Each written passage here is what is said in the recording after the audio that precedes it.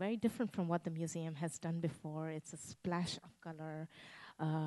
It's very busy, very loud in some respects, in a figurative sense, but a lot of fun. And at the same time, the most interesting part is to see how a young artist today works in ways in which artists have traditionally, for generations before, they use the same stories and same subject matter that come from a very rich storytelling repertoire from India, and they interpret that in their own language, in their own visual style that is contemporary for their own time. So even these historical paintings were contemporary when they were made, and they express a regional style, they express the style that was popular in their day for their constituency, for their audience, and personal to them. And so this is, what you're seeing here is a glimpse from a book that he published on the Indian story of the Ramayana. And here's a painting from the museum's collection on the Ramayana, and very similar scenes. This is a sketch. And then other scenes that he has done. And again, more views of galleries in progress. He did another series of things on Hindu deities. And these are his versions of Hindu deities. And what you don't see in this case here are, you see it now, sculptures from the museum's collection on some of the same deities that are on the wall. And again, just to give you a glimpse of the process, these are just some designs that Sanjay produced for the pedestals of the cases that we have. And here is Earl, who is crawling and laying down and applying these things, or these kind of vinyl text panels where each letter has to be kind of very carefully and precisely applied. He forgot the J, the dot of the J, so he had to cut an exact teeny tiny piece from scrap vinyl that he had and apply it very diligently and precisely. So with that, I've reached the end of my time in my presentation. I hope you do come to the Asian Art Museum to see this exhibition for yourself. Slides never do justice to the actual experience of being in relationship with an object. So please come back. The exhibition is on view for 6 months. It closes in April around on Easter weekend. So I hope you get a chance to come by and enjoy your visit when you're there. Thank you.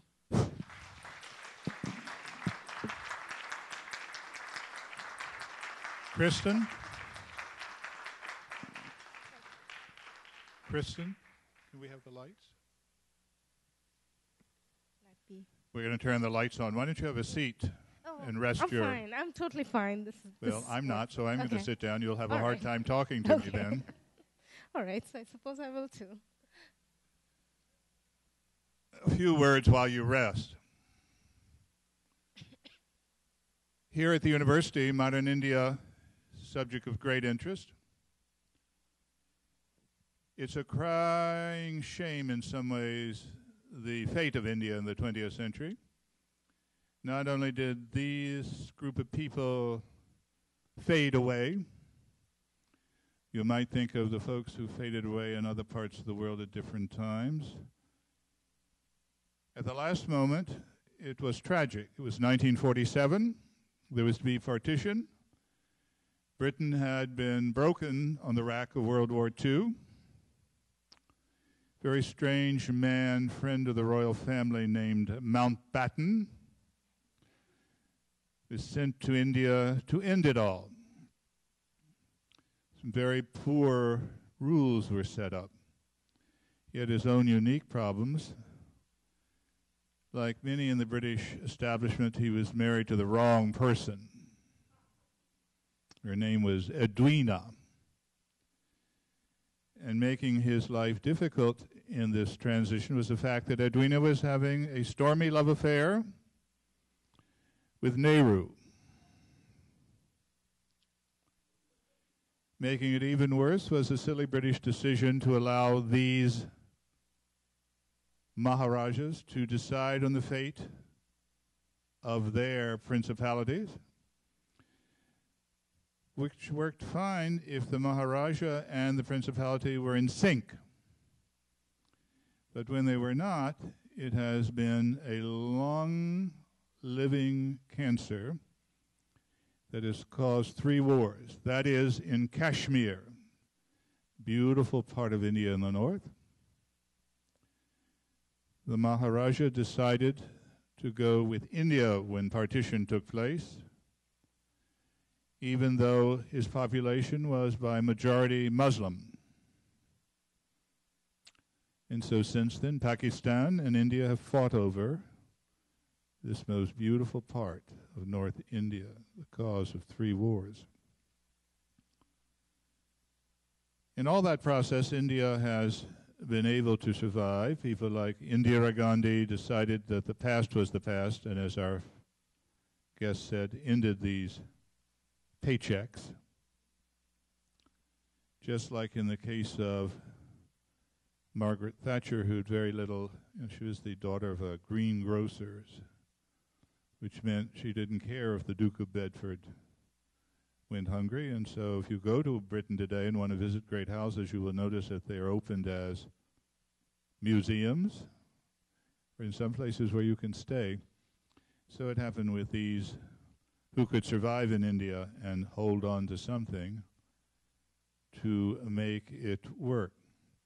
Also left behind in India a very strange phenomena as India became, for the very first time in its history, a true nation state in 1947.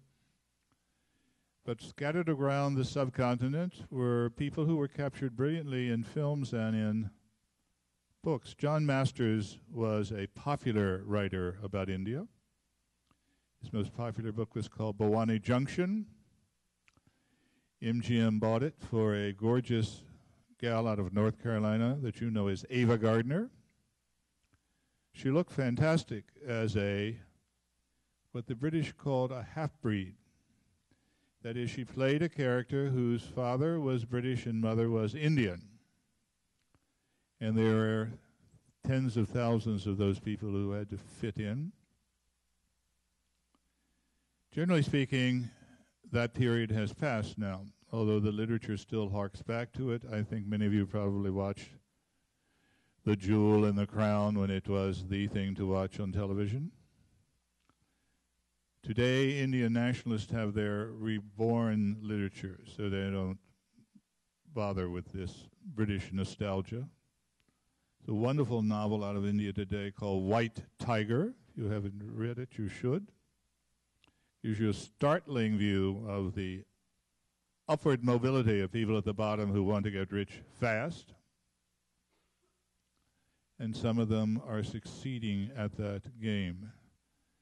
What's wonderful is that the museum here and also the Metropolitan, which is having a big revival in Indian art and has a big show up on its walls, that some of it survives. If you look very carefully what Kamar has worked with, you will notice that 99% of the little tags at the bottom says British Museum or V&A, Victor and Albert, because of course in many cases, like the Bali show that they gave us earlier this year, which at the bottom of all those items from Indonesia said Leiden Museum in the Netherlands, is that the colonial powers saved much of what was glorious about what they had colonized and then took it home with them.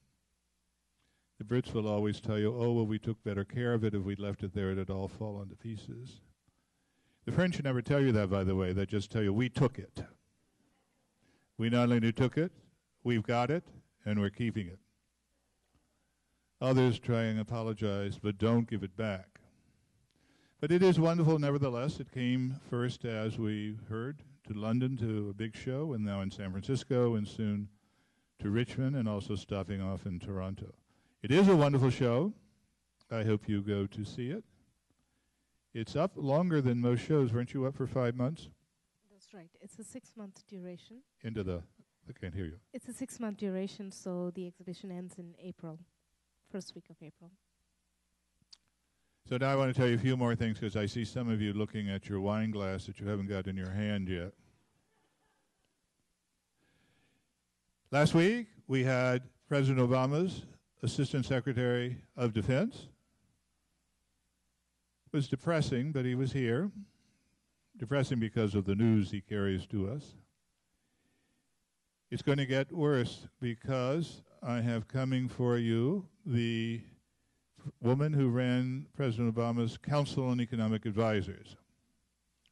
And her talk will be, quote, how to fix the failed American economy. She'll be here on December 13th to ruin your Christmas. But she will bring her husband, who's a great guy. Both of them are tenured professors in economics at Berkeley, and they're both macroeconomists. They speak English, not math. And even before that happens, on December the 1st, we have a Pulitzer Prize historian coming. He's going to tell you all you never knew about Antarctica. I bet you never knew that the British mined Antarctica for 50 years of penguin droppings. Tons and tons and tons through centuries of penguin droppings, making a great and powerful and smelly fertilizer that they took and dumped all over Australia and New Zealand. Some of you also probably don't know that it's one of the richest fisheries in the world. You might not know also that the Nazi government in Germany had hoped to put a secret base there. And you might not know that huge amounts of oil and gas have been discovered, and so the rush is on to develop the last continent. This month of December, coming up, marks the 100th anniversary that Antarctica was declared to be a continent. Before that, everyone thought it was floating ice or an island chain, an archipelago like Indonesia. In fact, it is a continent. We know that. It is one of the great stories about the race to the southern pole. And Professor Larson, with his Pulitzer Prize, will be here with a lecture that is illustrated. That means he has the good luck that on the biggest of the expeditions that went to Antarctica, the end of the 90s, 1890s, and the period up to 1914, they took cameramen with them. And so he has all the photos. This is a land not of polar bears, but of emperor penguins, great icebergs, glaciers, and volcanoes so close to the sea that you can swim in the Southern Ocean as if it were a warm base somewhere near San Diego, which, by the way, is never warm. So we look forward to seeing you at these other presentations. That is another look at the Obama administration from inside, another look at Antarctica, before we close the season off for Christmas. So now I let you take a deep and quiet breath. Do you want to add anything into what I had to say about Edwina sleeping with Nehru, or? I think you covered it. Please join me in thanking our wonderful visitor from the Asian.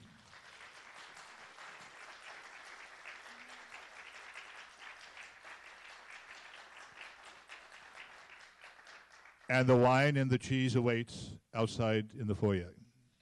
Thank you all for listening patiently and being here this evening.